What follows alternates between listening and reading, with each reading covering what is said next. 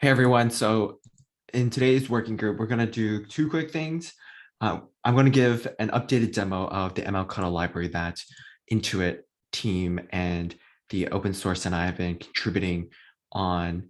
And then we'll show how Mlctl can integrate with Kubeflow pipelines and also Airflow from a common experience for all of the individual workloads and jobs. And then I'll hand it off to Andre is going to showcase another open source project called Hydrosphere, where they're developing model deployment tools. And he'll share a little bit more about that.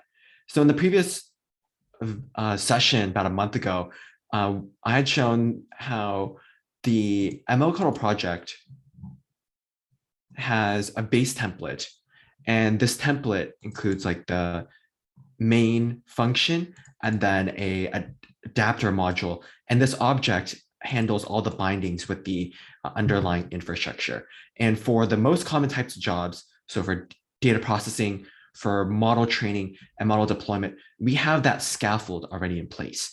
So for a refresher, with this training job, you can grab the data frame from the training adapter, and then from there, you can pull whichever columns that your team is interested in, and then train on it using standard Python library and code. So this all gets packaged into what we call that universal container during the build process. And then this user is using scikit-learn decision tree and then fitting the model. And then they have that model object for use. So you can either save the model or you can also log it to the artifact. And through the training adapter, we handle the bindings to save to the underlying compute infrastructure. So that means within SageMaker, there's a specific location and also a certain format that SageMaker wants the model to be in. And then on top of that, if there's an MLflow integration as part of the environment that the team has, this will also save that artifact back to MLflow as well. And this templating process is designed to be universal. However, a team can mix and match the engines under the hood. So if an organization wants to use SageMaker for a process and deploy, and then a Kubernetes job for training, they can do that from within these provider YAMLs. And these provider YAMLs are given by the platform team, and the data scientists and ML engineers only need to manipulate the job YAML. So this would be a train YAML as an example, where the hyperparameters are specified, and then the inputs and outputs for the data, the name of the project, are given for the job instantiation.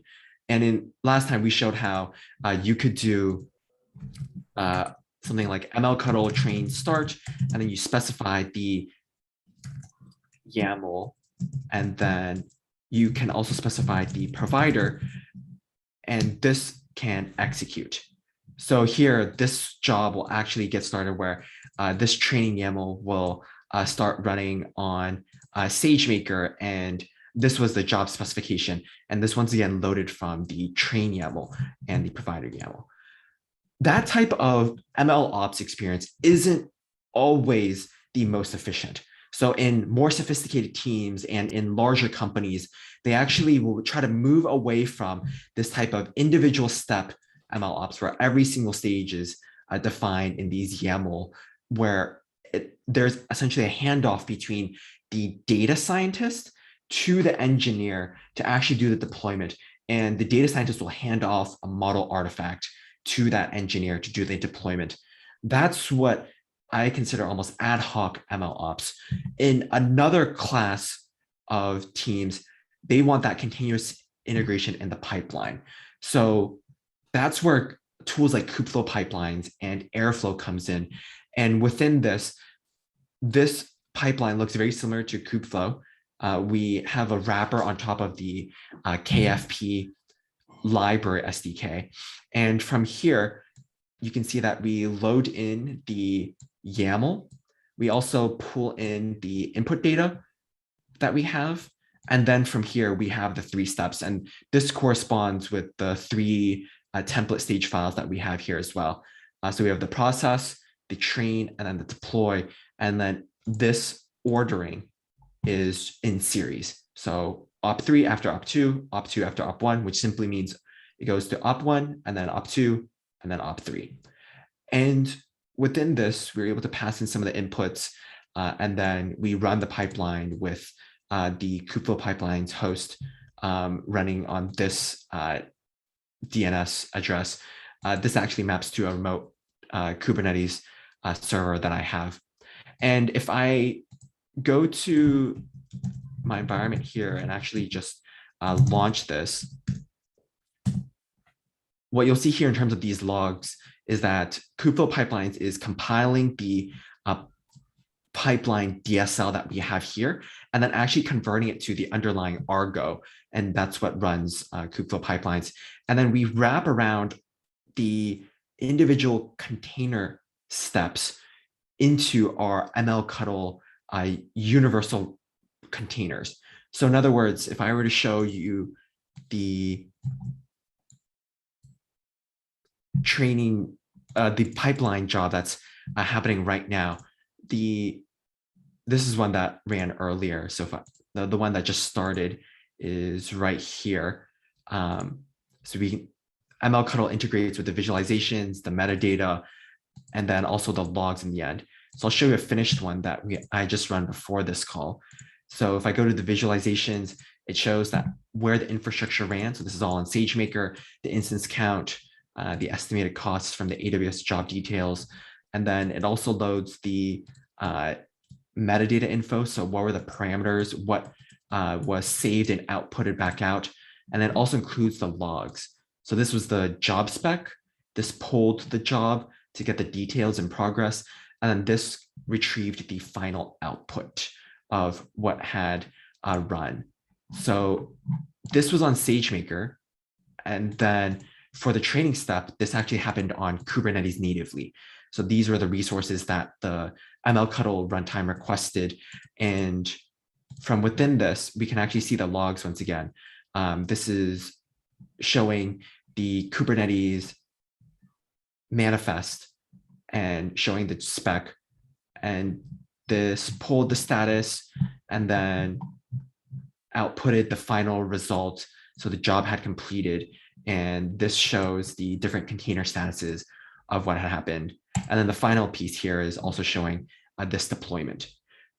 So this reemphasizes this idea that the infrastructure and where things run should be agnostic and independent from the code. So a user can have the data frame, our training adapter context, load any of the underlying bindings that need to happen within the infrastructure runtime. And then from there, emit that back out so that it's accessible to the code that the user provides. And similarly, we have this also working in Airflow, very similar experience in terms of what we saw for Kubeflow pipelines.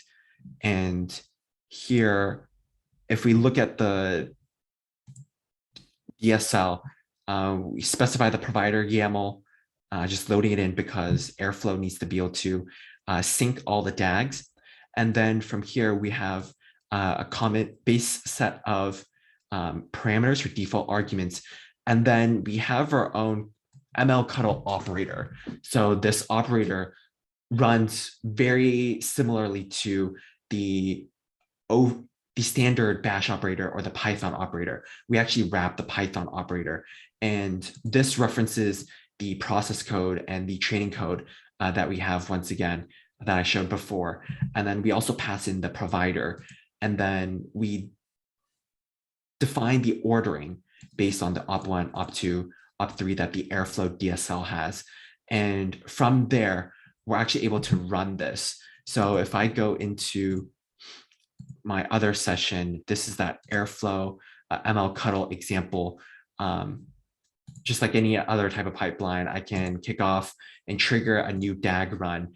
And this was one that I ran right before this meeting. In terms of how it's running under the hood, it's nearly identical to how that runtime works in Kubeflow. It creates and defines a job and outputs the specification. And then from there, it pulls the job and then it emits the final output and status spec of the job. And this works for all the different stages of the pipeline. So within Mlctl train step, very similarly defines the training job, and then it runs this and emits the underlying status and metrics. And I can actually see all these individual stages within the SageMaker console here. So these are two of the different jobs that had just run. So Mlctl process pause, Mlctl process dominions. These are random names that get created. And this is all designed to show that the user's code doesn't change, but the underlying infrastructure runtimes can be adapted to run anywhere. And this can get orchestrated by Kubeflow pipelines and the workflow jobs that we have here. So I'm going to take a pause here real quick. Are there any questions that we have from any of the live attendees for today's working group session?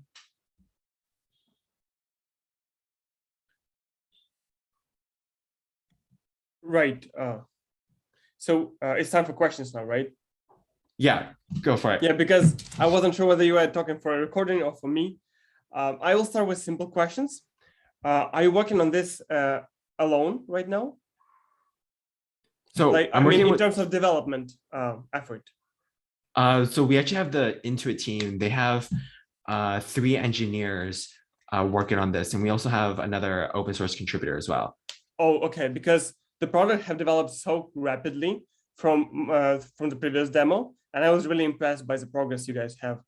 And I had an impression you worked alone, so it was really stunning to see. And nevertheless, even with a small team like this, it's really impressive progress from what I last saw from you guys. Thanks. Yeah, I think we have a clear articulation of the problem space. Some of this is in terms of like the Kubeflow pipelines and the Airflow. There's certain hard-coded elements that we're working on updating to make it more dynamic so that there's different type of code that can run in and different type of models that it would support. But this isn't really intended to show what our vision is in terms of the product and the usability and experience. Right. And what clouds do you currently work with? What type of what? Cloud providers like Amazon and anyone else, or is it just Amazon for the proof of concept now? Oh, so we have integrations with Azure ML, Kubernetes natively, so we're able to launch a pod in any namespace and with like the specified resources that the provider YAML has, and then also SageMaker. And we're experimenting with Spark right now in terms of for the data processing steps. And then one of the customers that we've been talking to is a heavy GCP Vertex shop. And we already have a test integration that just proves that it can work and that our YAML can compile down to the GCP Vertex compliant job. So we've looked at all 3 of the major cloud platforms, and we already have like a good amount of the integration process mapped out and proof of concepts working for all of them. So in this, I only showed SageMaker and Kubernetes, but I could also like spin this up with Azure ML as well. Right, and with minimal effort, right? You just specified in YAML, and the whole idea of the product that it is platform agnostic, right? Right. So if you think about how we see the dynamics in an ML team, you have your data scientist and then your ML platform team. And in some cases, in many cases, I should say, there's an ML engineer that does the handoff of the data scientist's model code and then loads it into the production platform system. So what we expect is the platform teams to define the configuration using that provider YAML. And if you want to swap out the infrastructure for different teams, let's say one team's all GCP, another team's all AWS, you can support that easily. And we expect these platform teams to provision any Kubernetes clusters, the Kubeflow pipelines, workflow orchestrator, and then the data scientist has this template, once again, that they then wrap their code into. Great. Yeah, sounds great. And actually looks great now, from a concept to an actual working prototype. Yeah, so this is kind of what we've been incubating. What are your like future steps? Any like maybe bigger plans or any vision you are able to share right now for the product? So I think for us, our core focus the last week has really been around understanding the customer use cases. We definitely see this problem, especially in the larger enterprises.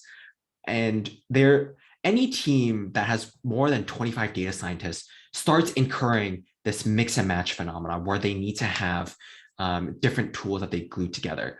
So we've been talking to large automotive companies. We've been talking to large healthcare companies that are investing in AI ML as a way to build out their tooling and enhance their core business. And this ultimately is our core interest. It's not so much about building out new features or new tools for sake of building out new features and tools. It's really understanding how this can integrate into an existing ML platform and give it a facelift. Yeah, that sounds great. I don't think I have any more questions for now. Are there any other questions in terms of other attendees that are here right now? Let's see. Going once, twice. Cool. Okay. Andre, I know you had reached out to me about your Hydrosphere project. Why don't you give a demo if you're able to, and then we can kind of just go through that definitely. And I can give feedback. So first of all, I wasn't preparing for a demo, as we haven't discussed it before. So I don't have some things set up to show some, hands-on functionality. So I will just go through the features we have, if it's okay with everyone. Yep, that works. So what is Hydrosphere? Hydrosphere is a platform that's aimed to cover all major needs of promoting your model to the production. So first of all is deployment, and then it's serving and versioning and monitoring and interpreting the solution, and potentially, as we develop the platform, potentially some other functionality that basically helps you to take this production stage off your shoulders and pass it to us. So you collect the data, you train, and we take it from there. So how does it currently work? So first of all, you're looking at Hydrosphere Ui right now.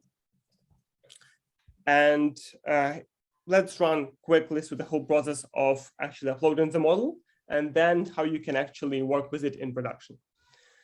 So in order to upload the model, you need just some basic components, which is the model file itself, the requirements that describe what dependencies your model has and your serving script has, data, which your model trained on, and some additional metadata if required. After this, with one console command, you upload it to the system, and it gets added to the list of models we have on the platform. And here you can see an example how we have 32 versions of one model, each of which been probably trained differently with different data, different parameters, and so on. So right now you can see how versioning works. It's pretty straightforward. How do you check in these models and the artifacts? Like, how does this get registered? You mean on a technical level? Yeah. Is it like a CLI command, or is it like a Python SDK? It's a CLI command. And we do have an SDK, and we extend its functionality. But the more common use case is to use a CLI command for uploading a model.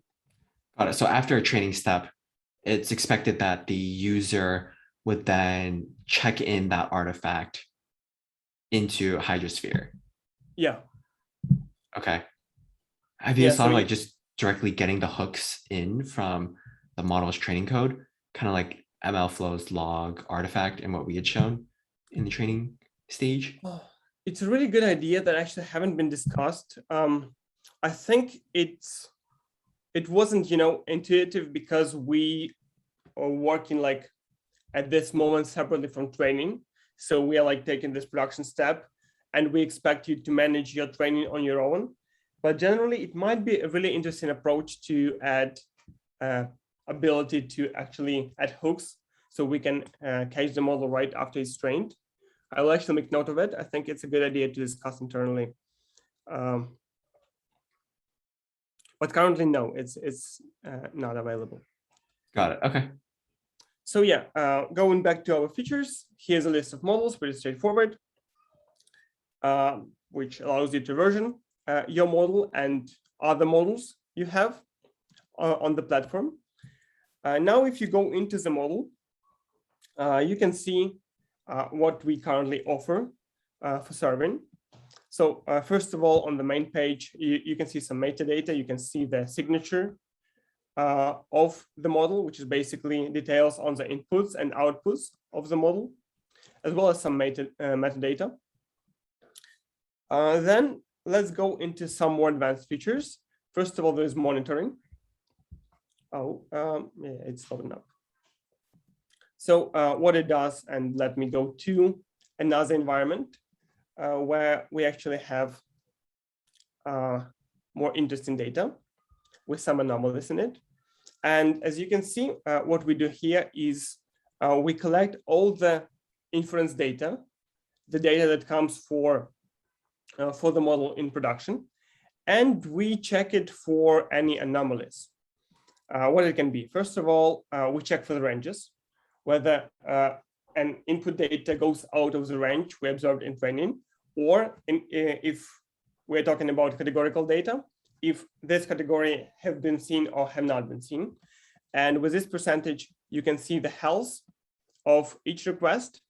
And on this graph, you can see the health by the batch size. It's currently 100. And here you can see individual requests split by health. Besides this, you can add custom metrics to monitoring, which is so where do the checks come in from? Where do the checks come in? Yeah. So these checks, they are learned from training data. So we take training data and we train ranges and check the categories that are available. And if your data goes out of range or out of category, that's where we inform you. And then in terms of so for model monitoring, you have to do the baselining on the training data. And then you also have to do the monitoring. It looks like you're just doing batch inference. So that just ends up being another ad hoc job. But then on the endpoint, you also need to have like the real-time metrics emission into Hydrosphere. You're exposing all that via Python SDKs, right? You mentioned there's a CLI before, but hopefully there's Python SDKs for that. Yeah, there is. And how does that look? Are you able to share kind of like an example function? I know I'm putting you a little bit on the spot. Yeah, I wasn't really preparing for this. And also, probably we should at least cover the Hydrosphere first before discussing SDK itself. And before that, I wanted to actually know that we do not have micro batching or batch processing at the moment. So these batches are for the data health monitoring, but they're not processed as batches. So we collect data in a group of your specification. It's 100 right here. So we can generally overall show the health of each batch, but all of them are processed individually, request by request. Just a specification. And going back to monitoring, you can also add some custom monitoring with your own function, which will take inputs and outputs and calculate the metric you want to observe. Besides that, we are currently finishing off the auto outlier detection algorithm, which is a pretty a pretty new approach to anomaly detection, which basically trains on the existing data and is able to analyze incoming data and see how likely it is to be an anomaly or something that you've been training on. So now going back to the main page of your model, let's look into the drift report. As probably it is expected, this is data drift, and we actually calculate several statistical characteristics, as you can see here: mean, median, variance. And here is a pretty visual profile of the data, where you can see training data in blue, production data in yellow, and you can see the difference and an output of statistical tests. And on top of the page, you can actually see that the data drifted, and it alerts you on how and where it drifted. And you can check feature by feature with health of the feature shown in the list. And beside that, we also have this bias analysis, where we show how outputs are split by each feature or range, if we are talking about, let's say, some numerical value like age. So we split it basically into buckets and show how different an output is for each range. So it's really useful for those use cases where you need to guarantee that your model is not biased based on some feature from a business perspective. So that's covering the basics of monitoring. And the last main feature I want to show right now is data projection, which is an implementation of UMAP algorithm, which is heavily customizable, and it allows you to project your high dimensional space into two-dimensional space.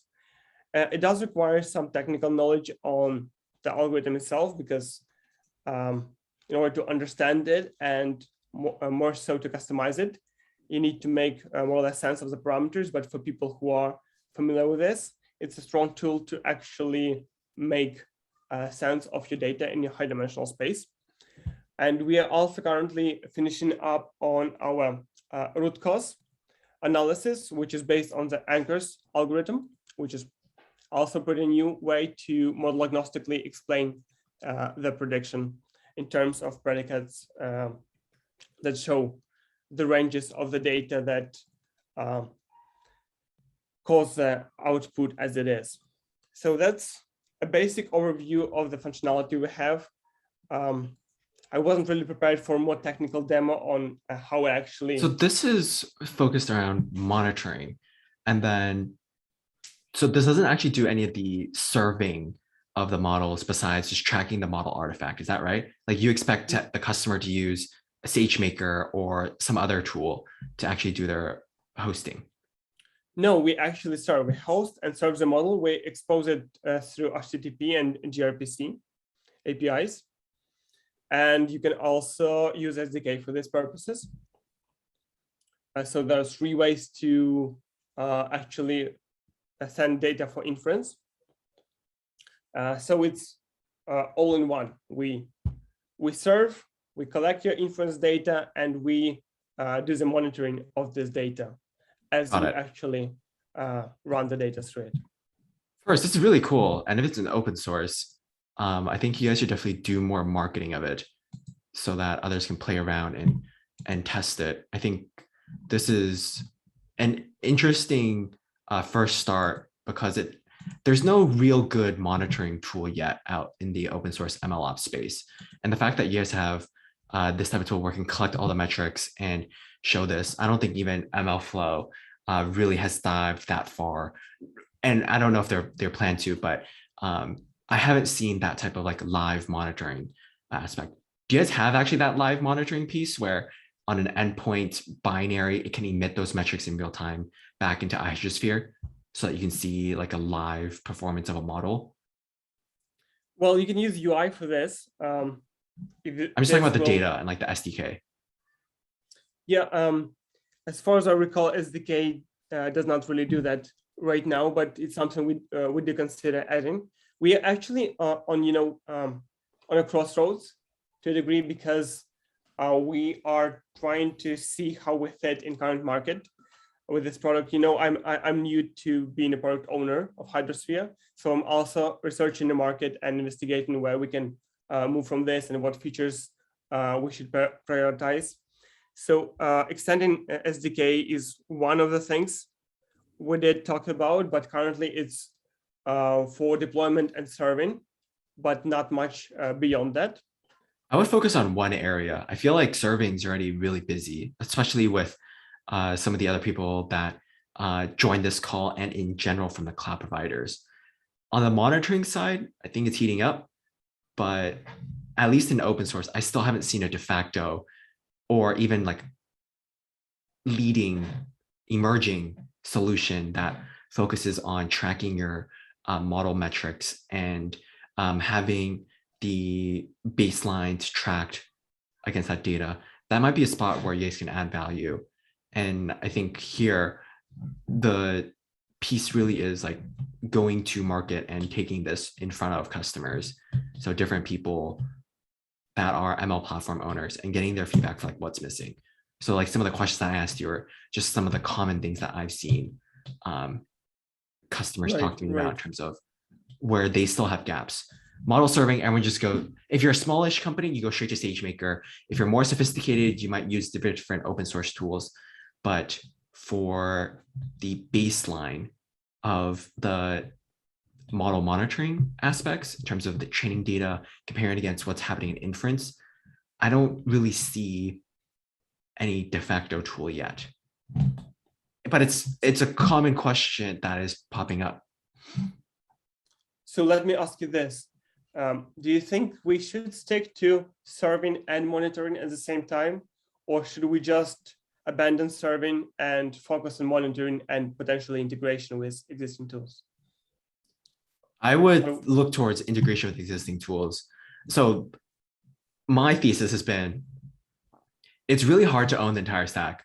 Not so much because customers don't want it, it's just because building it out and just having the best in breed features, you just need to have so much focus on each one of the different areas because of how immature this market is and the requirements for data scientists, models, and productions still continues to change. So focus, and then once you have that, expansion makes more sense. However, even in the expansion, I think it's questionable how successful companies have been in that. Yeah, makes sense. Thank you, Alex. Any other questions, thoughts, ideas, suggestions?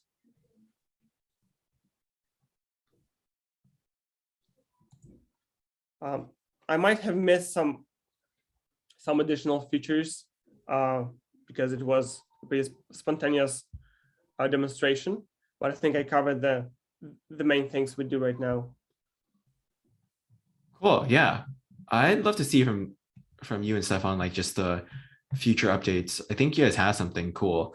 I think it's really just a matter of assembling the right go-to architecture to bring this out. Yeah, we are actually rolling out a big release right now.